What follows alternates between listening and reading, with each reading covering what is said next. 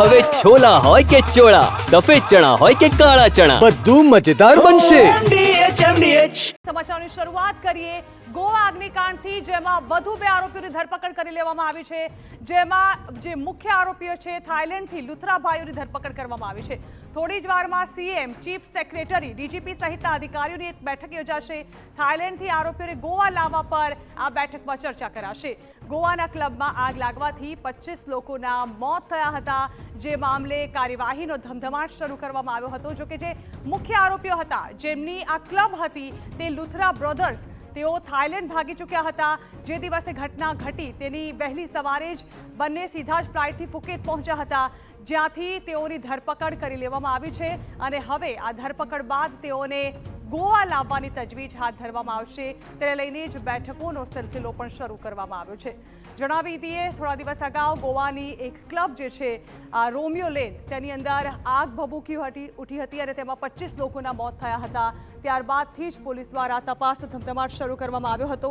જે તપાસ કરવામાં આવી તેમાં જે ક્લબ છે તે ગેરકાયદે હોવાનું સામે આવ્યું હતું. તપાસ કરતા સામે આવ્યું કે ક્લબને આ પહેલા જ સરપંચ દ્વારા હટાવવાની નોટિસ પણ આપવામાં આવી હતી. તે છતાં પણ આ ક્લબને હટાવવામાં ન આવી.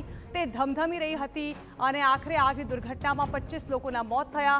જે સમયે આગ લાગી તે સમય શનિવારનો હતો, એટલે સેટરડે નાઇટની અંદર ગોવાના ક્લબમાં સ્વાભાવિક છે ખૂબ જ મોટી સંખ્યામાં લોકો પહોંચતા હોય છે.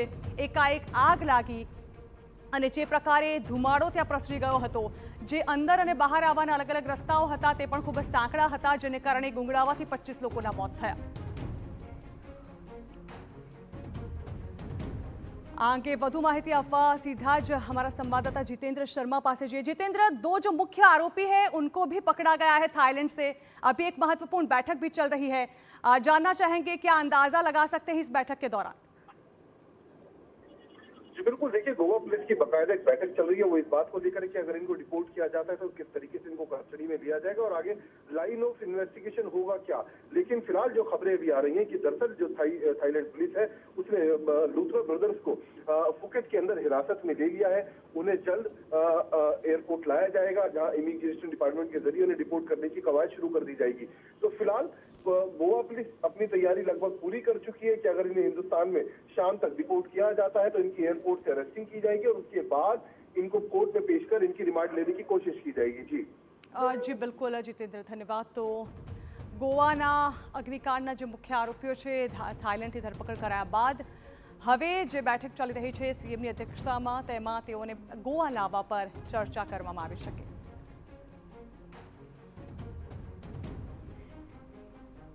MDH કિચન કિંગ મસાલા રસોડામાં હોય તો આપણે કંઈ પણ બનાવી શકીએ છીએ. રીંગણાનો ઓળો, બટેટા ફુલાવર, ભીંડી મસાલા અને બીજું ઘણું બધું.